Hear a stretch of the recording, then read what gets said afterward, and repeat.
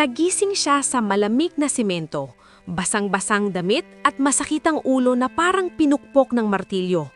Walang maalala, walang pangalan, walang kahit anong bakas ng kung sino siya. Ang tanging alam niya, nabubuhay siya. May sugat ang noon niya, may bahid ng dugo ang kanyang buhok, at ang sikmura niya ay kumakalam sa gutom. Tumayo siya ng marahan, nanginginig ang mga tuhod at napatingin sa paligid. Isang maliit na bayan. Tahimik. Walang pamilyar. Sinubukan niyang alalahanin kung paano siya napunta roon. Ngunit wala. Parang binuha ang buong buhay niya. "Kuya, okay ka lang ba?" Napalingon siya. Isang matandang lalaki ang nakatingin sa kanya. May awa sa mamamata. Umiling siya. Hindi ko po alam kung sino ako." Doon nagsimula ang lahat. Sa loob ng ilang araw, nagpalaboy-laboy siya. Nakakakuha ng pagkain mula sa mga mababait na tao, natutulog sa waiting shed, minsan sa likod ng simbahan. Gwapo siya, yun ang sinasabi ng iba. Pero wala siyang pakialam. Ang mahalaga lang ay mabuhay sa bawat araw. Hanggang sa isang hapon, dinalasan ng gutom sa gilid ng palengke. Amoy pa lang ng sisig ay parang yumakap na sa sikmura niya. Usok, mantika at halakaan. Sa gitna ng ingay, nandoon siya, ang babaeng may nakapusod na buhok, pawisan at may ngiting kayang magpainit ng kahit anong naliligaw na kaluluwa. "Kuya, o-order ka ba?" tanong nito. Hindi siya makapagsalita. Wala siyang pera. Napansin ng babae ang pag-aalinlangan niya. Tahimik itong kumuha ng maliit na plato at inilagay sa harap niya. "Kain ka muna. Mukha ka ng gutom." Napatitig siya sa babae. Sa unang pagkakataon, mula nang nagising siya sa malamig na semento, may tumingin sa kanya bilang tao, hindi palaboy. "Salamat," mahinang sabi niya. Ngumiti ang babae. "Ako si Lyra. Ikaw?" Napahinto siya. Hindi niya alam ang isasagot. "Hindi ko po maalala." Hindi siya tinanong ng babae ng kung ano-ano. Hindi siya hunusgahan. Ngumiti lang ito at sinabing, "Ayos lang yan, darating din yan." Habang kumakain siya ng sisig, hindi niya alam na sa simpleng platong iyon, nagsimula ang pag-ibig na babaguhin ang kanyang buhay. At hindi rin niya alam na ang lalaking kumakain sa gilid ng kalsada ay minsang nagmamay-ari ng mundo. Mula noong araw na iyon, bumalik na siya sa sisigan. Hindi dahil sa pagkain lang, kundi dahil sa babaeng unang tumingin sa kanya bilang tao, hindi palaboy. Tahimik lang siyang naupo sa gilid ng pwesto. Pinanood si Lyra habang mabilis ang kamay sa paghahalo ng sisig. May marka ng pagod ang mukhang ito, pero hindi nawawala ang ngiti. "Kuya, andyan ka na naman," biro ni Lyra habang nag-aabot ng plato. "Mukhang naging suki na kita." Napangiti siya ng bahagya. Hindi niya alam kung bakit, pero sa tuwing naririnig niya ang boses nito, parang may gumagaan sa dibdib niya. "Pwede po ba akong tumulong?" Bigla niyang tanong. Napatingin si Lyra. Mula ulo hanggang paa, pinagmasdan siya. "Sure ka? Mainit dito, mausok, tapos wala naman akong maibabayad." Umiling siya. "Okay lang po, ayoko lang nakatunganga." Saglit na natahimik si Lyra. Pagkatapos ay inabot nito ang isang apron. "O siya, ikaw na maghugas ng plato." At doon nagsimula ang kakaibang araw-araw nila. Sinuyang naghuhugas, si Lyra ang nagluluto. Minsan nagkukwentuhan, minsan tahimik lang, pero komportable. Unti-unti nakilala niya si Lyra, isang babaeng lumaki sa hirap, maagang nawalan ng magulang, natutong magtrabaho para mabuhay, at natutong wag umasa sa kahit kanino. "Hindi ako nangangarap ng malaki," minsang sabi ni Lyra habang nagpapahinga. "Sapat na sa akin yung kumikita araw-araw at tahimik ang gabi." Hindi niya alam kung bakit, pero may kirot sa puso niya nang marinig iyon. Dahil sa kaibuturan ng kanyang dibdib, may pakiramdam siyang may malaking bahagi ng buhay niyang nawawala. Minsan, habang naglalakad siya pauwi matapos magsara ang sisigan, Bigla siyang napatigil. Isang imahe ang sumagi sa isip niya. Isang malaking bahay. Ilaw ng chandelier. Mga taong naka-Amerikana. Napahawak siya sa ulo. "Kuya, okay ka lang?" Tanong ni Lyra nag-aalala. Umiling siya. "Nahilo lang siguro." Hindi niya sinabi ang totoo, na may mga aninong ng alaala na unti-unting sumusulpot. Sa mga sumunod na araw, lalo siyang naging malapit kay Lyra. May mga sandaling napapangiti siya ng walang dahilan. May mga sandaling gusto niyang manatili lang sa tabi nito, kahit wala siyang maalala sa sarili niya. Isang gabi, inabutan siya ng ulan sa sisigan. Malakas, malamig. Nag-abot si Lyra ng tuwalya. "Dito ka muna. Wala namang mauuwian." Natigilan siya. Hindi dahil sa ulan, kundi dahil sa salitang, "Dito ka muna." Sa isang maliit na kubo sa likod ng sisigan, doon siya natulog ng gabing iyon. At sa unang pagkakataon mula nang magising siya sa semento, nakatulog siya ng payapa. Ngunit sa gitna ng gabi, nanaginip siya. Isang kotse, isang malakas na banggaan, isang babaeng umiiyak, sumisigaw ng pangalan niya, isang pangalang hindi niya maalala. Napabalikwas siya ng gising, pawis na pawis. Sa labas ng kubo, nakita niya si Lyra, tahimik na nagliligpit. Sa sandaling iyon, may isang bagay siyang naramdaman. Takot.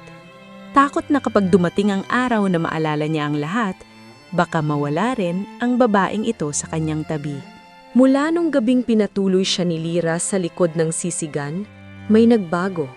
Hindi na siya basta palaboy na tumutulong. Hindi na rin siya estrangherong tinulungan dahil sa awa. Para bang may puwang na siyang kinabibilangan. Tuwing umaga, nauuna siyang gumising. Nagwawalis sa paligid, nag-iigib ng tubig, inaayos ang mga upuan bago pa dumating ang mga suki. At tuwing nakikita siyang abala, napapangiti si Lyra. Ngiting hindi nito namamalayang mas matagal nang nananatili. "Kuya, parang ikaw na yata ang may-ari ng sisigan na," biro nito minsan. Napangiti siya. "Pwede po bang dito na lang ako palagi?" Hindi agad sumagot si Lyra. Saglit itong natahimik. "Hanggat gusto mo," sagot nito sa huli. At doon, may kakaibang init na gumapang sa kanyang dibdib. Isang hapon, dumating ang isang lalaki. Maayos ang damit, may motor, mukhang may pera. "Lyra, ang sarap ng sisig mo kaya pala dinadayo." Napansin niyang nag-iba ang ngiti ni Lyra. Mas pamilyar, mas magaan. "Suki ko yan," paliwanag ni Lyra, "si Marco." Hindi niya alam kung bakit, pero may kirot siyang naramdaman. Habang nagkukwentuhan sina Lyra at Marco, tahimik lang siyang naghuhugas ng plato. Pero ang tenga niya, nakikinig. "Single ka pa rin ba?" Pabirong tanong ni Marco. Tumawa si Lyra. "Busy ako eh." Napahigpit ang hawak niya sa plato. Hindi niya alam kung bakit siya nakakaramdam ng ganoon. Wala siyang karapatan, wala siyang pangalan, wala siyang may pagmamalaki. Pero may selos. Nang umalis si Marco, napansin ni Lyra ang panananahimik niya. "Okay ka lang?" tanong nito. Umiling siya. "Wala lang." Pero hindi iyon totoo. Kinagabihan, sabay silang naglinis. Tahimik ang paligid. Mahina ang ilaw. Biglang nagsalita si Lyra. "Kuya, natatakot ka ba?" Napatingin siya. "Sa ano po?" "Sa mga tanong," sagot nito. "Sa kung sino ka dati." Napabuntong hininga siya. "Araw-araw," amin niya. "Pero mas natatakot ako sa araw na maalala ko na baka hindi na ako pwedeng manatili dito." Tumingin sa kanya si Lyra. Sa unang pagkakataon, seryoso ang mukha nito. "Kung sino ka man dati," sabi nito, "ang mahalaga sa akin, yung taong kaharap ko ngayon." Hindi niya napigilan ang sarili. "Paano kung hindi ako sapat?" tanong niya. Lumapit si Lyra. Marahan nitong inilagay ang kamay sa kanyang dibdib. "Kung may respeto at malasakit ka," bulong nito, "sapat na yon." Sa sandaling iyon, may isang alaala ang biglang sumiklab sa isip niya. Isang babae, mahabang buhok, magarang damit, isang singsing. Napahawak siya sa ulo. "Kuya, Nahilo siya. Parang umiikot ang mundo. May nakita ako. Isang babae. Parang may hinihintay siya. Namumutla si Lyra. Baka panaginip lang, pilit nitong sabi. Pero sa loob-loob nito, may takot na ring umuusbong. Sa gabing iyon, magkatabi silang nakaupo sa harap ng sisigan. Tahimik, malayo ang tingin. Hindi nila namalayan, may mga tanong na hindi pa handang sagutin ang kanilang puso. Mula nang magsimulang bumalik ang mga alaala, mas naging tahimik siya. Mas madalas siyang tulala, mas madalas siyang napapahinto. Parang may hinahanap sa sariling isip na ayaw magpakita. Pero kahit ganun, hindi nagbago ang pagtrato niya kay Lyra. Maaga pa lang, nandun na siya. Nililinis ang paligid, inaayos ang mga mesa. Tinitiyak na walang kulang. Para sa kanya, ang sisiga ni Lyra ay hindi lang hanap buhay. Ito ang taning lugar na tumanggap sa kanya. Isang hapon, may dumating na lasing na lalaki. Maingay, mapang-insulto. "Oy, ganda!" sigaw nito kay Lyra. "Libre ba yan?" Manlaki ang mata ni Lyra. Umatras siya. Hindi siya nag-isip. Tumayo siya sa harap ni Lyra. Tahimik, pero matatag. "Kuya, umalis ka," mariin niyang sabi. "Hindi ka welcome dito." Tumawa ang lalaki. "At ikaw, sino ka para mag-utos? Palaboy ka lang ah." Hindi siya sumagot. Hindi siya nanakit. Tumingin lang siya sa mata ng lalaki. Isang tingin na may tapang at dignidad. Maya-maya, umalis ang lalaki. Tahimik ang paligid. "Salamat," mahinang sabi ni Lyra, nanginginig pa. "Tungkulin ko po," sagot niya. Napatitig si Lyra sa kanya. Sa unang pagkakataon, nakita nito hindi ang palaboy, kundi ang isang lalaking may prinsipyo. Kinagabihan, habang nagliligpit sila, biglang bumuhos ang ulan. Walang masisilungan kundi ang maliit na kubo. Magkatabi silang naupo. Malapit, masyadong malapit. Naririnig niya ang tibok ng puso ni Lyra at ramdam niya ang sariling hininga. Mabigat, puno ng emosyon. "Kuya," mahina ang boses ni Lyra. "May tinatago ka ba?" Napatingin siya. "May pakiramdam ako," patuloy ni Lyra, "na hindi ka lang basta taong napadpad dito." Huminga siya ng malalim. "Hindi ko rin po alam," amin niya. "Pero kung sino man ako dati, ayaw kong maging masamang tao ngayon." May luha sa mata ni Lyra. "Salamat," bulong nito, "sa pananatili." Hindi niya alam kung sino ang unang lumapit. Ang alam lang niya, naramdaman niya ang noo ni Lyra sa kanyang dibdib. At bago pa siya makapag-isip, ang labi nila'y nagtagpo. Isang halik na marahan, walang pangako, walang kasigurahan, pero puno ng damdamin. Bigla siyang napaatras. "Pasensya na," agad niyang sabi. "Hindi ko po alam kung tama." Ngunit hinawakan ni Lyra ang kanyang kamay. "Hindi mo ako sinamantala," sabi nito. "Pinili mo akong igalang." Sa sandaling iyon, isang malakas na alaala ang sumabog sa kanyang isipan. Isang mamahaling restaurant, isang babae sa puting bestida, isang sinsing sa kahon. Napahawak siya sa ulo. "Kuya!" sigaw ni Lyra. "May nobya ako," hirap niyang sabi. "Pakiramdam ko, may hinihintay akong iba." Parang binuhusan ng malamig na tubig si Lyra. Hindi ito umiyak, hindi nagalit. Tumayo lang ito. Kung ganun, mahinahon nitong sabi, "Kailangan nating mag-ingat sa nararamdaman natin." Sa gabing iyon, natulog silang magkalayo, pero parehong gising ang puso. Pagkatapos ng gabing iyon, hindi na sila naging katulad ng dati. Magkasama pa rin sila sa sisigan. Pero may pagitan na. Mas maaga siyang gumigising. Mas tahimik siyang kumikilos.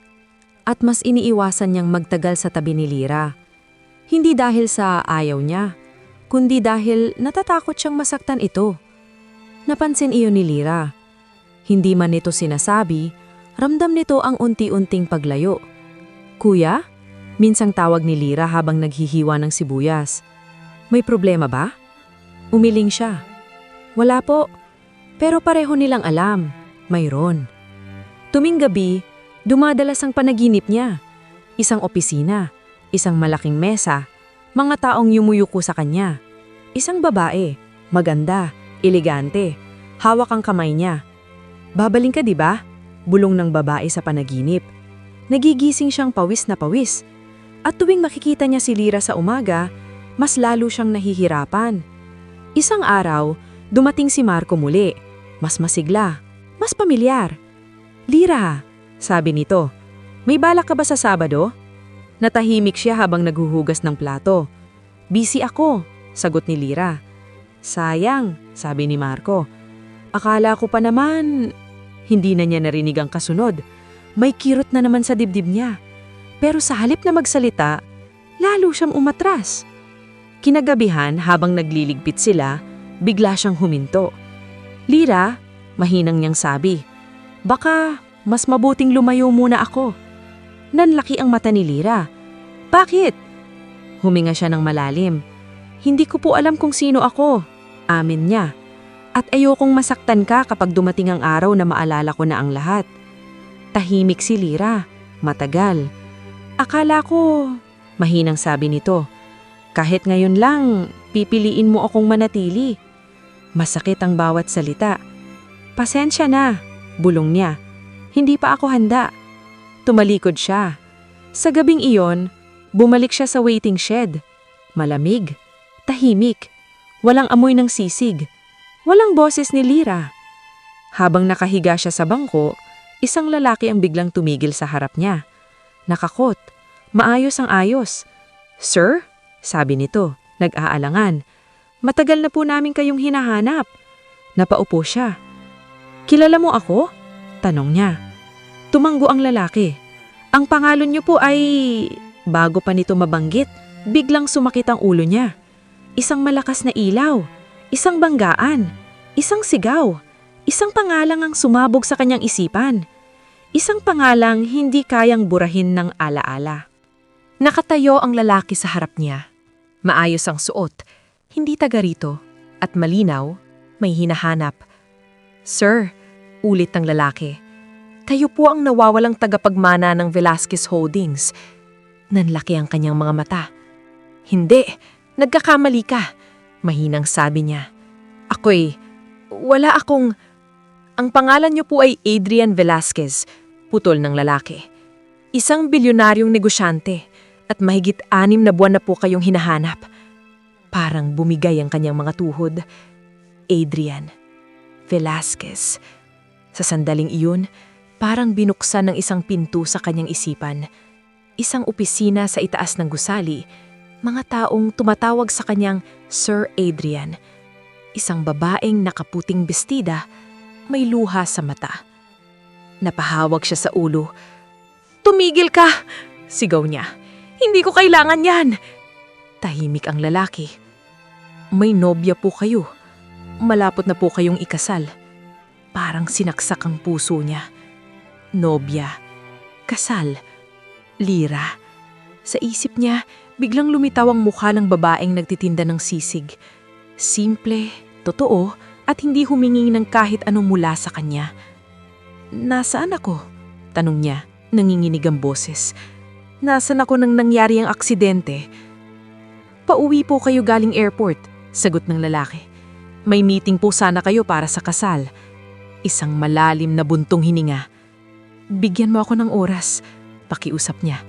Kailangan kong mag-isip. Tumanggo ang lalaki. Ilang araw lang po, sir. Nababahala na po ang buong kumpanya, lalo na ang inyong fiancé. Pag-alis ng lalaki, naupo siya sa waiting shed. Hindi siya umiyak, hindi siya sumigaw. Tahimik lang, pero wasak ang loob. Sa unang pagkakataon, alam na niya kung sino siya. At sa unang pagkakataon din, ayaw na niyang bumalik sa dating siya. Kinabukasan, bumalik siya sa sisigan. Mas tahimik kaysa dati, mas mabigat ang bawat hakbang. Nandoon si Lira. Nagulat ito nang makita siya. Akala ko, umalis ka na. Mahinang sabi nito. Lumapit siya. "Lyra," tawag niya. "Kailangan kitang kausapin." Parang may masamang kutob si Lyra. "Naalala ko na," diretsyong sabi niya. "Ang pangalan ko, ang buhay ko." Nanlumo ang mukha ni Lyra. "Totoo pala," bulo nito. "Ako'y Adrian. May kumpanya ko, may pera at may nobya." Hindi umiyak si Lyra. Ngumiti lang. Isang ngiting mas masakit pa sa luha. "Alam ko," sabi nito. "Ramdam ko na ng matagal na." "Hindi kita niloko," mabilis niyang sabi. "Hindi ko alam noon." Tumanggo si Lyra. "Hindi ko sinisisi ang alaala mo," sagot nito. "Pero kailangan ko ng protektahan ang sarili ko." Lumayo si Lyra, hindi sa galit, kundi sa dignidad. Sa gabing iyon, nag-empake si Adrian. Isang kotseng dumating, mamahalin, makintab. Habang papasok siya, napatingin siya sa sisigan, sa usok, sa mesa, sa babaeng minahal siya kahit wala siya. At sa loob ng kanyang bulsa, may maliit na panyo na ibinigay ni Lyra noon. Mabagal na bumukas ang bakal na gate. Tahimik, malinis, perpekto. Isang mundo na minsan niyang tinawag na kanya. Bumaba si Adrian sa kotse. Sinalubong siya ng mga taong nakauniforme. Yumuko, tumawag sa kanya ng Sir. "Welcome back, Sir Adrian." Dapat sana'y pamilyar ang lahat, pero sa halip na ginhawa, bigat ang naramdaman niya. Malalaki ang mga salamin, makintabang sahig, may chandelier na mas maliwanag pa sa araw. Ngunit kahit gaano ito kaganda, wala rito ang amoy ng sisig. Wala ang ingay ng kalsada. Wala si Lyra. Pagpasok niya sa opisina, sunod-sunod ang tanong. "Okay na po ba kayo? Handa na po ang press release. May meeting po bukas tungkol sa kasal." Kasal. Parang sinuntok ang dibdib niya. "Nasaan siya?" tanong niya sa assistant. Saglit na nag-alinlangan ng babae. "Nasa garden po. Hinihintay po kayo." Humakbang siya papunta roon. At doon niya siya nakita. Eleganteng nakaputing damit, mahaba ang buhok, maganda sa paraang sanay sa marangyang mundo. "Adrian?" Nanginginig ang boses ng babae. "Buhay ka!" Tumakbo ito palapit at niyakap siya. Hindi siya gumalaw. Parang may pader sa pagitan nila. Isang pader na hindi na niya kayang sirain. "Ako si Camille," sabi ng babae, umiiyak. "Nobya mo." Alam niya na iyon, pero mas masakit pala kapag narinig mo mismo. "Pasensya na," mahina niyang sabi. "Hindi ko maalala ang lahat." Hinawakan ni Camille ang mukha niya. "Hindi mahalaga," sabi nito. "Ang mahalaga, bumalik ka." Ngumiti siya, pero hindi umabot sa mga mata. Sa gabing iyon, nakahiga siya sa malambot na kama. Malinis ang kwarto, mabango, tahimik, pero hindi siya makatulog. Sa halip na kisami, ang nakikita niya ay maliit na kubo, mahinang ilaw, at isang babaeng may apron. Pagod, pero totoo ang ngiti. Kinabukasan, nag-breakfast silang dalawa. Maayos, tahimik, parang may script. "Namiss kita," sabi ni Camille. "Matagal kitang hinintay." Tumanggo siya. "May sasabihin ako," wika niya. "May nakilala akong babae." Nanlaki ang mata ni Camille. "Sa probinsya," patuloy niya. "Hindi niya alam kung sino ako." Natahimik si Camille. "Mahal mo ba siya?" Diretsyong tanong nito. Hindi agad siya sumagot. At sa kanyang pananahimik, nakuha ni Camille ang sagot. Ngumiti ito, ngiting may luha. "Kung ganon," sabi nito, "natatakot akong matalo sa babaeng minahal ka nang wala ka."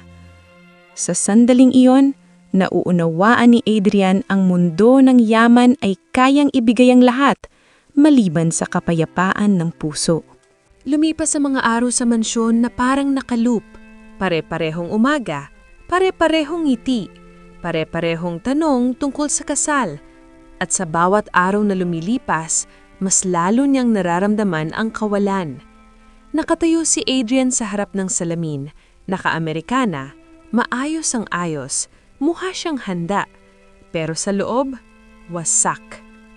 "Perfect ka," sabi ni Camille mula sa likuran. Parang walang nangyari. Ngumiti siya, isang ngiting sanay ipakita sa mundo, pero hindi sa sarili. "Adrian," mahinahon na sabi ni Camille, "alam kong may iba kang iniisip." Huminga siya ng malalim. "May mga bagay akong naranasan," sagot niya. "Mga taong hindi ko dapat nakilala." Tahimik si Camille, pero pinipili kong bumalik, dagdag niya. "Pinipili kong ayusin ang buhay na iniwan ko." Tumango si Camille. "Salamat," sabi nito. "Hindi ko hinihingi ang buong puso mo. Sapat na sa akin na pinili mo ang responsibilidad." Parang may humihigpit sa dibdib niya. Responsibilidad, hindi pag-ibig. Sa kabilang banda ng bayan, si Lyra ay nagluluto pa rin ng sisig. Pareho pa rin ang pwesto, pareho pa rin ang amoy, pero iba na ang pakiramdam. Mas kaunti ang ngiti, mas mabigat ang kilos. "Nasaan na yung kasama mo?" tanong ng isang suki. Saglit siyang natigilan. "May iba na siyang buhay," sagot ni Lyra, pilit kalmado. Sa gabi, mag-isa siyang nagliligpit. Tahimik, walang kausap, at sa bawat tunog ng kutsara sa kawali, parang may kulang. Samantala, sa mansyon, pinirmahan ni Adrian ang mga papeles, press release, wedding plans, business deals. Bawat pirma, parang unti-unting pinapatay ang bahagi ng sarili niya. Kinagabihan, nagkaroon ng maliit na pagtitipon, mga kaibigan, mga kamag-anak, mga taong hindi niya maalala pero tila kilala siya ng lubos. "Cheers to the groom!" sigaw ng isa. Ngumiti siya, nagtaas ng baso, pero sa isip niya, isang maliit na sisigan sa gilid ng kalsada ang bumungad. Isang babaeng may apron at isang mundong simple pero totoo. Kinagabihan, mag-isa siyang umupo sa balkoni. Binuksan niya ang palad. Nandoon pa rin ang maliit na panyo ni Lyra. Kung ito ang tamang desisyon, bulong niya, bakit parang mali ang pakiramdam? Sa malayo, sa parehong oras, tumingala rin si Lyra sa langit. "Kung masaya ka na," bulong nito, "sana hindi mo ko nakalimutan." Hindi niya sinabi kahit kanino. Hindi kay Camille. Hindi sa mga assistant. Hindi sa buong mundong umaasa sa kanyang pagbabalik. Isang gabi, tahimik na umalis si Adrian sa mansyon. Walang marangyang kotse, walang bodyguard. Isang simpleng sasakyan lang, parang bumabalik siya sa sarili niyang multo. Habang papalayo siya sa lungsod, lalo niyang nararamdaman ang gaan. Parang bawat kilometro, may binabalik sa kanya. Pagdating niya sa bayan, nakita niyang pareho pa rin ang lahat. Ang waiting shed, ang palengke, ang kalsadang minsan niyang tinawag na tahanan. Pero may isang bagay na nagbago. Ang sisigan. Nandoon pa rin ang pwesto, pero mas tahimik. Mas kaunti ang ilaw, mas kaunti ang tao. Mula sa malayo, nakita niya si Lyra. Mas payat, mas tahimik, pero mas matatag ang tindig. Hindi siya agad lumapit. Pinamaod niya muna. May mga suki, may mga bumabati, pero wala na ang dating sigla. "Isang sisig, ate," sabi ng isang customer. Ngumiti si Lyra, ngiting sanay ipakita sa mundo. Pero may kulang. Nang matapos ang bentahan, nagligpit si Lyra mag-isa. Doon siya lumapit. "Lyra?" Napahinto ang babae. Parang kinilala ng puso bago ng isip. Dahan-dahan itong lumingon. Nanlaki ang mata niya. "Adrian!" bulong nito. Tahimik ang paligid. "Bakit ka nandito?" tanong ni Lyra. Hindi galit, kundi pagod. Huminga siya ng malalim. "Hindi ko na kaya," amin niya. "Kahit anong gawin ko, dito pa rin bumabalik ang puso ko." Napailing si Lyra. "Huli ka na," sabi nito. "Pinili mo na." "Hindi pa tapos," mariing sabi ni Adrian. "Hindi pa ako ikinasal." "Pero pinapangakuan mo na ang sarili mo sa iba," sagot ni Lyra. "At alam mo bang mas masakit yon kaysa iniwan?" Tahimik siya. "Hindi ako bumalik para mangako," sabi niya. "Bumalik ako para aminin na ikaw ang minahal ko ng totoo." May luha sa mata ni Lyra, pero hindi ito tumulo. "Mahal din kita," mahina nitong sabi. "Pero hindi kita pwedeng piliin kung kalahati lang ng puso mo ang dala mo." Isang lalaking dumaan, tumingin kay Adrian. "Boyfriend mo?" tanong nito kay Lyra. Umiling si Lyra. Hindi na. Parang may pumutok sa dibdib ni Adrian. May iba na bang pumalit? May nawala na ba talaga? Bago pa siya makapagtanong, may bumisina sa likod niya. Isang itim na kotse. Bumaba ang assistant niya. "Sir Adrian," seryoso ang boses. "Hinahanap na kayo ng media at may nangyari po sa fiancé ninyo." Nanlamig ang katawan niya. "Anong nangyari kay Camille?" Nalambot ang mga tuhod ni Adrian. "Anong nangyari kay Camille?" Ulit niya, halos pabulong. Tumango ang assistant. "Na ospital po siya, sir. Nag-collapse kanina. Stress daw po at emosyonal." Napapikit si Adrian. Parang may humigpit sa daig niya. Isang tanikalang siya rin ang naglagay. Lumingon siya kay Lyra. Nakatayo ito roon. Tahimik. Parang alam na ang susunod na mangyayari. "Kailangan mong bumalik," mahinahon na sabi ni Lyra. "Huwag mo nang isipin ang sasabihin ko.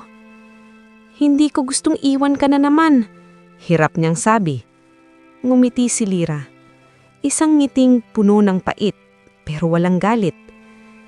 "Hindi mo ako iniiwan," sagot nito. "Pinipili mo lang ang responsibilidad mo." At doon niya naunawaan kung gaano kalaki ang puso ng babaeng ito. Sumakay siya sa kotse. Habang papalayo, hindi niya nilingon ang sisigan. Kung lilingon siya, baka hindi na siya makaayos. Sa ospital, mabilis siyang sinalubong ng doktor. "Sir Adrian," seryoso ang tono, "kailangan niyang makausap ang fiancé niyo." Pumasok siya sa kwarto. Nakahiga si Camille. Maputla. May tubo sa braso. Pagmulat pang mga mata nito, agad siyang hinawakan. "Akala ko, iiwan mo na ako," mahina nitong sabi. Umupo siya sa tabi ng kama. "Hindi," sagot niya. "Hindi kita iiwan sa ganitong kalagayan." May luha sa mata ni Camille. "Takot na takot ako," sabi nito. "Lahat ng plano, ang kasal, bigla kang nawala." Tahimik siyang nakinig. Sa unang pagkakataon, nakita niya si Camille hindi bilang fiancé, kung hindi bilang isang babaeng umaasa. "Pangako mo sa akin," pakiusap ni Camille, "na hindi mo na siya babalikan." Parang may humiwalay sa puso niya. Hindi siya agad sumagot. "Adrian," nanginginig ang boses ni Camille. Sa huli, tumango siya. "Mananatili ako," sabi niya, "hanggang gumaling ka." Ngunit hindi niya sinabi kung hanggang kailan. Sa labas ng ospital, dumagsa ang media. "Sir Adrian, totoo po bang tuloy ang kasal? Kailan ang anunsyo?" Tumigil siya saglit. "Tuloy," sagot niya. "Sa tamang panahon." Sa malayo, sa maliit na bayan, nag-iisa si Lyra sa sisigan. Tahimik na nagliligpit. Mabagal ang kilos. May isang matandang suki ang lumapit. "Anak, ang lalaking yon mahal ka." Ngumiti si Lyra. "Alam ko po," sagot niya. "Pero minsan hindi sapat ang pagmamahal kung mali ang timing." Tumingala siya sa langit. "Kung kami talaga," bulong niya, "hahanapin niya ulit ako." Lumipas ang isang linggo. Araw-araw, nasa ospital si Adrian. Araw-araw, pinipilit maging present. Ngunit gabi-gabi, may isang babaeng patuloy na bumabalik sa isip niya. Isang gabi, habang natutulog si Camille, tumulog ang kanyang telepono. Isang notification. Hindi niya inaasahan. Unknown number. Sir, may naiwan po kayong panyo dito sa sisigan. Napatitig siya sa scream. Panyo. Ang tanging bagay na dala niya mula sa bayang iyon. Mabilis siyang umupo. Nag-type siya. Lira? Matagal bago dumating ang sagot. Oo. Isang salita lang, pero parang bumalik ang lahat. Pasensya na kung istorbo. Sumagot si Adrian. Hindi ka istorbo. Tahimik ang kwarto. Tahimik ang ospital. Pero maingay ang dibdib niya. Kumusta ka? Tanong niya. Ilang segundo. Ilang minutong tila oras. Ayos lang. Alam niyang hindi iyon totoo. Nag-aalala ako, sabi niya. Hindi mo na kailangan, sagot ni Lira. May buhay ka na. Parang may humigpit sa lalamunan niya. Hindi kita nakakalimutan. Walang sagot. Mamaya, Adrian, reply ni Lira. Kung babalik ka pa, siguraduhin mong buo ka na. Napahinto siya. Hindi niya alam kung anong isasagot. Dahil alam niyang hindi pa siya buo. Kinabukasan, ginising siya ni Camille. May ngiti ka, sabi nito. Parang may magandang balita. Napatingin siya sa salamin. Totoo, may ngiti siya. Ngiting galing sa isang mensaheng hindi dapat dumating. Sa isang cafe, nagkita sila ng wedding planner. Excited ka ba? Tanong nito. Tumanggo siya. Of course, sagot niya. Ngunit sa isip niya, isang sisiga ng pumalit sa imaheng iyon. Sa hapon, dumalaw ang ina ni Camille. Anak, sabi nito kay Adrian, umaasa kami sa'yo. Huwag mong sirain ang kinabukasan ng anak ko. Tumanggo siya. Sa sandaling iyon, mas lalo niyang naramdaman ang bigat ng desisyon. Kinagabihan, muling tumunog ang telepono. Pasensya na, text ni Lira. Hindi na ako dapat nag-message. Napapikit si Adrian.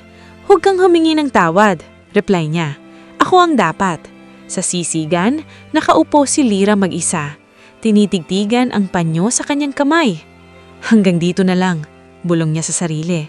Ngunit kahit pilitin niyang kalimutan, ang pusong minahal ay hindi marunong sumunod sa isip. Tahimik ang bahay, pero ramdam ni Adrian may nagbago. Habang nagkakape siya sa kusina, napansin niyang nakatingin sa kanya si Camille. Matagal, matyaga. May gusto ka bang sabihin? Tanong niya. Ngumiti si Camille. Wala, sagot nito. Gusto ko lang malaman kung okay ka. Tumanggo siya. Pero alam niyang hindi na siya ganun kagaling magpago. Sa mga sumunod na araw, mas naging mapagmatiyag si Camille. Isang tawag na hindi sinagot agad. Isang ngiting biglang nawala. Isang telepono biglang tahimik. Isang gabi, naiwan ni Adrian ang cellphone sa mesa. Nag-vibrate ito. Isang mensahe. Unknown number. Napatingin si Camille. Hindi niya binuksan. Hindi niya hinawakan. Pero sapat na ang makita ang notification. Kinabukasan, habang nag-aalmusal sila, Adrian, biglang sabi ni Camille, may babaeng nag-text sa'yo kagabi. Nanlamig ang dugo niya. Kaibigan lang, sagot niya agad. Tahimik si Camille. Sa probinsya ba? Tanong nito. Hindi siya makasagot at sa kanyang pananahimik, lalo lamang tumibay ang hinala. Akala ko, sabi ni Camille, tapos na ang lahat. Hindi ko sinasadya. Hirap niyang sabi. Hindi ko ginusto. Pero hinayaan mo. Putol ni Camille. At iyon ang mas masakit. Tumayo ito. Adrian, mariing sabi nito, kung may iba ka pang iniisip, sabihin mo na ngayon. Huminga siya ng malalim. May dalawang mukha sa isip niya. Ang babaeng nakaputi at ang babaeng may apron. May nakilala ako habang wala akong alaala. Napaupo si Camille. Minahal ka ba niya? Tanong nito. Oo, sagot niya. Mahal mo ba siya? Mas mahina ang boses. Matagal siyang nanahimik at sa katahimikang iyon, nabagsak ang huling pag-asa ni Camille. Kung ganon, wika nito, hindi mo na ako kayang mahalin gaya ng dati. Umiiyak si Camille, pero tuwid ang tindig. Hindi ako lalaban sa babaeng minahal ka nang wala ka, sabi nito. Pero hindi rin ako magpapakasal sa lalaking kalahati ang puso. Sa gabing iyon, nagkulong si Adrian sa kwarto. Unang beses niyang inamin sa sarili, hindi sapat ang pananatili kung hindi buo ang loob. Sa sisigkon, may dumating na balita kay Lira. May naghahanap sa'yo, sabi ng isang kakilala. Isang babaeng mayaman, nanlamig ang mga kamay ni Lira. Si Camille. Maagang umaga sa bayan. Bukas na ang sisigan ni Lira. May usok, may amoy ng suka at bawang, may mga taong nakapila. Pero si Lira, wala sa sarili. May paparating. Isang itim na sasakyan ang huminto sa tapat ng sisigan. Bumaba ang isang babaeng elegante. Malinis ang bihis, maayos ang buhok, pero pagod ang mga mata. Si Camille. Huminpit ang hawak ni Lira sa sandok. "Good morning," mahinaong sabi ni Camille. "Good morning po," sagot ni Lira. Saglit na katahimikan. "Pwede ba tayong mag-usap?" tanong ni Camille. Tumango si Lira. Sa likod ng sisigan, sa maliit na lamesang kahoy, sila nagharap. "Alam mo ba kung sino ako?" tanong ni Camille. "Opo," sagot ni Lira. "Alam ko." Huminga ng malalim si Camille. "Ako ang babaeng pakakasalan niya." Masakit, pero hindi nagulat si Lira. "Hindi ko po siya inagaw." Agad niyang sabi. "Hindi ko alam na may babalikan siya." Ngumiti si Camille, isang ngiting pilit buuin. "Hindi ako pumunta rito para manise," sabi nito. "Gusto ko lang malaman kung paano mo siya minahal." Napatingin si Lira sa apoy ng kalan. "Minahal ko po siya nang wala siyang pera," sagot niya. "Wala siyang pangalan, wala siyang kinabukasan, pero may puso." Naluha si Camille. "Ako," sabi nito, "minahal ko siya nang buo ang mundo niya, pero kalahating na ang puso." Tahimik sila. Dalawang babaeng magkaiba ng mundo, pero pareho ang sugat. "Mahal ka pa rin niya," sabi ni Lira. Hindi niya sinasabi, pero ramdam ko. Tumango si Camille. "Kaya narito ako," wika nito, "para magpaalam." Napatingin si Lira. "Ayaw kong maging dahilan ng sakit mo," dagdag ni Camille, "pero ayaw ko ikulong ang lalaking mahal ko." Tumayo ito.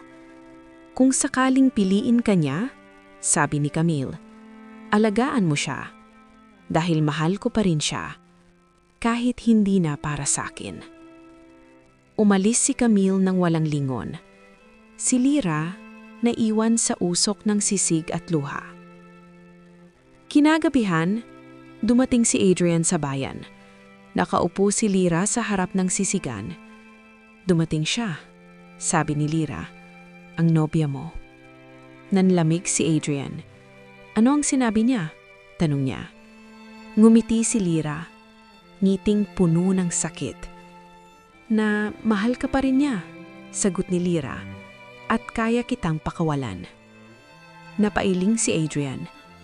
"Hindi mo kailangang gawin yan." "Tama na," mahinaong sagot ni Lira. "Hindi ako magiging pahinga mo. Dapat piliin mo kung saan ka mananatili." Tumayo ito.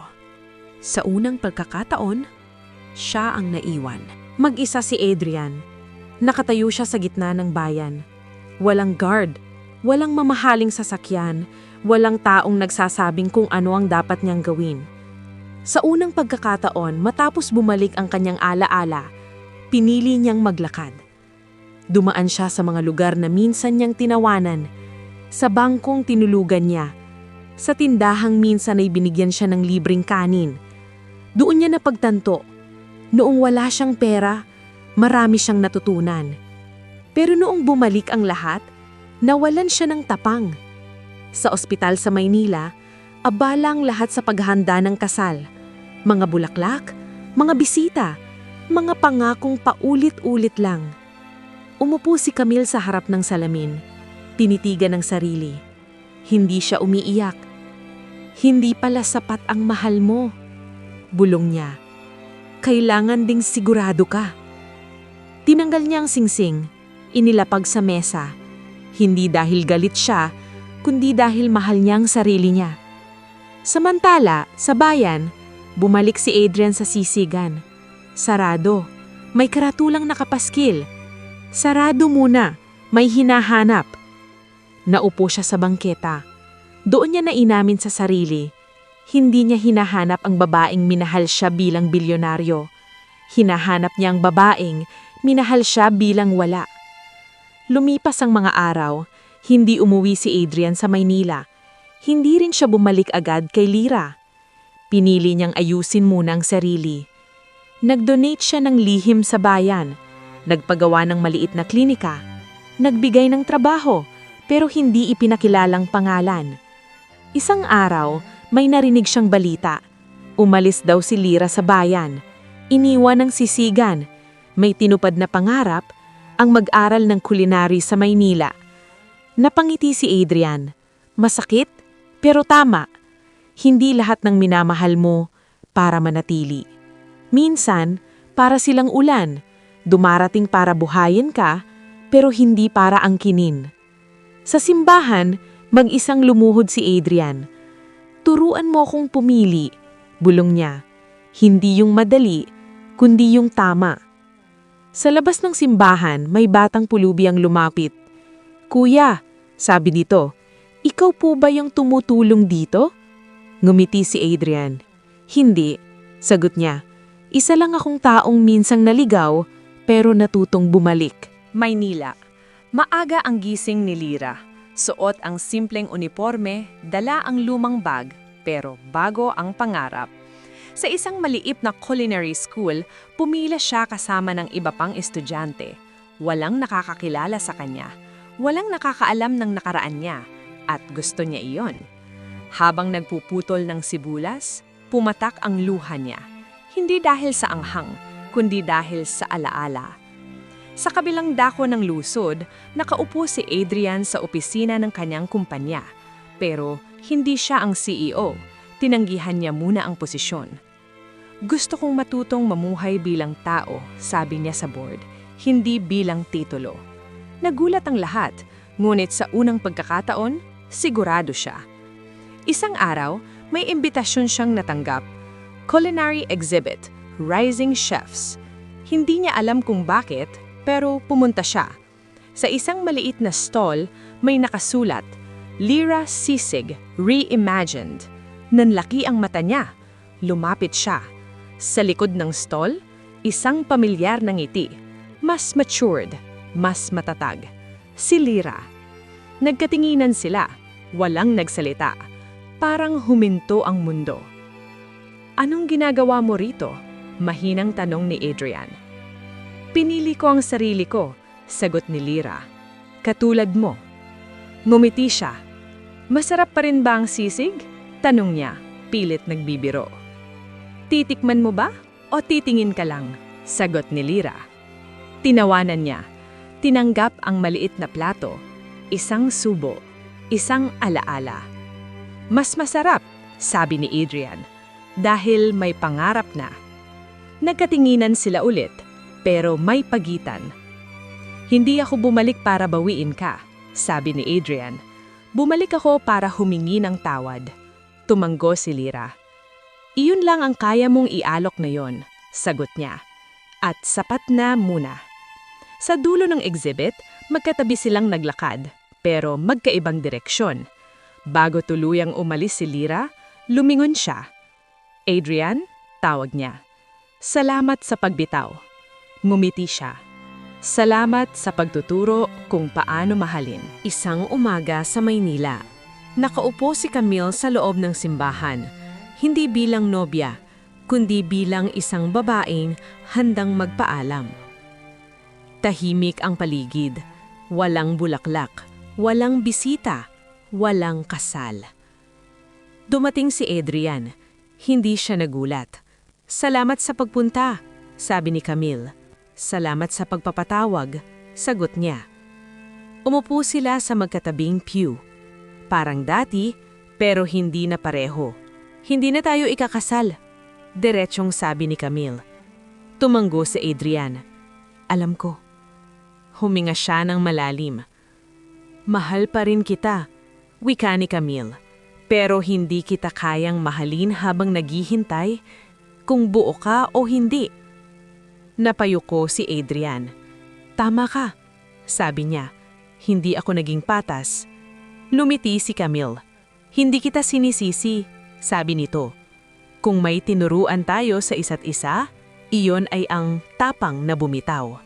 Inabot ni Camille ang singsing. Sa'yo na to, sabi niya. Hindi para ibalik, kundi para ipaalalang, minsan may babaeng naniwala sa'yo. Tinanggap ni Adrian ang singsing. Sa labas ng simbahan, huminto si Camille. Hahanapin mo ba siya? Tanong nito. Tumingin si Adrian sa langit. Hindi pa, sagot niya. Kapag handa na akong ialok ang buong sarili, doon pa lang. Tumanggo si Camille. Iyon ang tamang sagot, sabi nito. Lumakad siya palayo. Walang lingon, walang luha. Sa mga sumunod na linggo, tuluyang inayos ni Adrian ang kanyang buhay. Tinanggap niya ang posisyon bilang CEO, pero may bagong panata. Hindi lang tubo, kundi tao. Pinagawa niya ang isang foundation para sa mga nawalan ng alaala at para sa mga palaboy na may pangarap.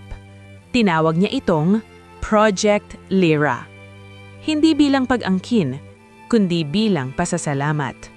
Sa culinary school, nabasa ni Lyra ang balita. Napahinto siya. Ngumiti. Hindi ka pa rin nagmamadali, bulong niya. Sa isang sulok ng lusod, nagkita muli ang tadhana. Hindi pa harapan, pero papalapit. Gabi sa Maynila, tahimik ang culinary school. May amoy ng mantika at gas. Isang maliit na spark, isang nakaligtaang kalan, at sa loob ng ilang segundo, kumalat ang apoy. Sunog! Sigaw ng isang estudyante. Nagkagulo. Nagunahan palabas. Sa loob ng kusina, naiwan si Lyra. Sinubukan niyang pagayin ang apoy, pero nadulas siya. Napaso ang kanyang kamay. Sa labas, dumating ang bumbero. Kasabay nito, isang itim na sasakyan ang huminto. Si Adrian. Dumadaan lang sana siya, ngunit nakita niya ang karatulan ng eskwelahan. At ang usok. Hindi siya nag-isip. Tumakbo siya papasok. May naiwan pa po! Sigaw ng guro. Nasaan? Tanong ni Adrian. Sa likod, isang babae. Sa loob ng usok, tinawag niya ang pangalan. Lyra! Mahina ang sagot. Adrian! Sinundan niya ang boses. Nakita niya si Lyra. Nakaupo sa sahig. Hawak ang kamay. Binuhat niya ito. Akala ko! Hirap na sabi ni Lyra. Huwag ka nang magsalita, sabi ni Adrian. Nandito na ako. Nakalabas sila. Nang madala sa ambulansya, hawak pa rin niya ang kamay ni Lyra. Sa ospital, nilinis ang sugat. Minor burns lang, sabi ng doktor. Pero mabuti na lang at may sumagip. Tahimik si Adrian. Parang bumalik ang isang alaala. Ang unang gabing iniligtas siya ni Lyra sa kalsada. Magkapantay na sila ngayon. Sa recovery room, nagising si Lyra. Nakita niya si Adrian. Bakit ka nandito? Tanong niya. Dahil hindi na kita kayang iwan, sagot niya. Hindi bilang alaala, kundi bilang desisyon. Napaiyak si Lyra. Handa ka na ba? Tanong niya. Tumanggo si Adrian. Buong buo. Hinawakan niya ang kamay ni Lyra, hindi bilang pangako, kundi bilang paninindigan. Sa labas ng ospital, umuulan. Parang hinuhugasan ang lahat ng takot. Lumabas si Lyra ng ospital makalipas ang ilang araw. May benda ang kamay, may takot sa dibdib, at may lalaking naghihintay sa labas.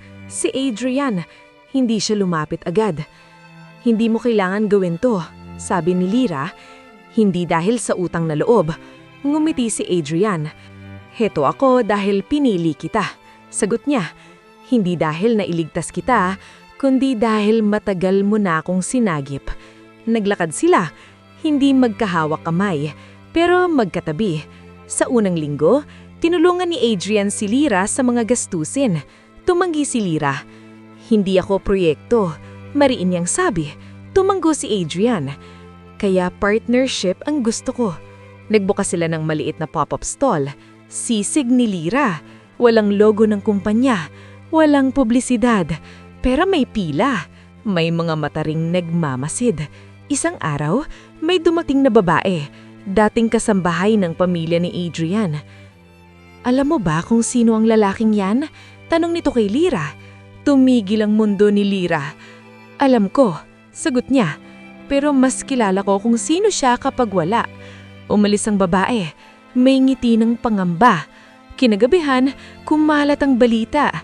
CEO in love with street vendor. May mga komentong mapanakit. May mga banta. Babagsak ang shares, sabi ng board. Humarap si Adrian sa media. Ang sukatan ng isang leader, sabi niya, ay kung sino ang pinipili niyang mahalin. Tahimik si Lyra sa likod ng kamera. Takot. Ayaw kong sirain ka, sabi niya kay Adrian. Hinawakan ni Adrian ang kanyang kamay. Kung ito ang ikasisira ko, sagot niya, mas gusto kong masira bilang totoo. Sa gabing iyon, may dumating na sobre, walang pangalan. Sa loob, mga lumang dokumento, isang larawan. Si Lyra kasama ang lalaking bumangga kay Adrian noon. Nanlaki ang mata niya. Isang lihim ang matagal nang nakabaon at ngayoy muling gumising. Tahimik ang gabi.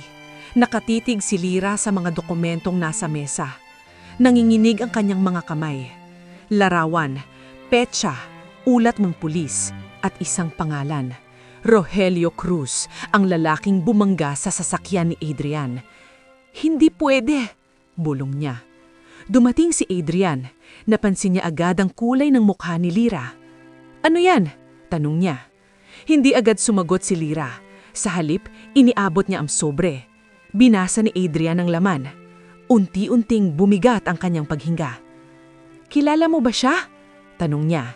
Maingat ang tono. Tumanggo si Lyra. Siyang tatay ko. Mahina niyang sagot. Parang may bumagsak na pader sa dibdib ni Adrian. Pero hindi ko alam. Agad na dugtong ni Lyra. Matagal na kaming walang ugnayan. Iniwan niya kami nung bata pa ako. Naupo si Adrian. Lahat ng alaala, ang ospital, ang pagkawala ng memorya, ang pagiging palaboy, lahat ay may bagong anino. Matapos ang aksidente, kwento ni Lyra, hinanap siya ng pulis pero tumakas siya. Hanggang ngayon, wala siyang pananagutan. Napaluha si Lyra. Araw-araw sinisisi ko ang sarili ko, sabi niya, kahit wala akong kasalanan. Tahimik si Adrian. Hindi siya galit, mas takot siya. Takot na baka masira ang lahat. Bakit ngayon lang lumabas to? Tanong niya. Dahil may gustong manira, sagot ni Lyra. Hindi akong target, ikaw. Kinabukasan, pumutok ang balita. Girlfriend of CEO linked to hit-and-run suspect. May mga kamera sa labas ng bahay. Hiwalayan mo siya, utos ng board, para sa kumpanya. Humarap si Adrian sa salamin. Sa refleksyon, hindi na ang lalaking nawalan ng alaala ang nakita niya, kundi ang lalaking kailangang pumili. Sa presinto, nag-iisang pumasok si Lyra. Gusto kong magsalita, sabi niya sa pulis. May impormasyon ako tungkol sa ama ko. Sa labas, hinabol siya ni Adrian. Anong ginagawa mo? Tanong niya. Ang tama, sagot ni Lyra, kahit mawala ka pa. Hinawakan ni Adrian ang kanyang balikat. Kung ito ang katotohanan, sabi ni Adrian, sabay nating haharapin. Ngumiti si Lyra. Luha at tapang ang halo. Sa malayo, may lalaking nagmanasid. Isang pamilyar na mukha. Si Rogelio. At sa kamay niya, isang baril. Umuulan ng malakas. Sa labas ng presinto, nagkagulo ang mga tao. Mga pulis, mga reporter, mga ilaw ng kamera. Sa gilid ng kalsada, nakatayo si Rogelio Cruz. Hawak ang baril, hawak ang galit. Hawak ang takot na matagal nang tinakbuhan. Nandito na ang anak ko, bulong niya. Hindi niyo siya kukunin sa akin. Lumabas si Lyra mula sa presinto. Nakakita siya ng anino sa ulan. Papa! Nanginginig niyang tawag. Nanlaki ang mata ni Adrian. Lyra, bumalik ka! Sigaw niya. Ngunit lumapit si Lyra. Sumuko ka na! Pakiusap niya. Tama na! Ginawa ko yon para sa'yo, sigaw ni Rogelio. Para may pera tayo. Hindi, umiiyak na sagot ni Lyra. Ginawa mo yon para sa sarili mo. Pumutok ang baril. Mabilis ang lahat. Tinulak ni Adrian si Lyra palayo. Isang putok, isang sigaw, isang katawan ng bumagsak. Si Adrian. Adrian! Sigaw ni Lyra. Dumating ang pulis. Naaresto si Rogelio. Sa ospital, nag-aagaw buhay si Adrian. Hawak ni Lyra ang kamay niya. Kung gidising ka, Umiiyak niyang bulong, "Pipiliin kita araw-araw, hindi bilang CEO, hindi bilang alaala, kundi bilang ikaw." Unti-unting bumukas ang mga mata ni Adrian. Ngumiti siya, mahina pero buo. "Ako nang pumili," sabi niya. "Matagal na." Lumipas ang mga buwan. Nakatayo si Lyra sa harap ng isang maliit na restaurant. Lyra, sisig, and stories. Sa loob, may mesa sa tabi ng bintana. Doon nakaupo si Adrian. May peklat sa balikat pero malinaw ang mga mata. Hindi na siya CEO. Iniwan niya ang posisyon. Pinili ang foundation. Pinili ang tahimik na buhay. Lumapit si Lyra. "Order niyo po?" Biro niya. Isang sisig at habang buhay. Nagkatawanan sila. Sa isang sulok ng restaurant, may plakang nakasabit. Hindi lahat ng nawawala ay kailangang balikan. May mga nawawala para matutunan mong pumili.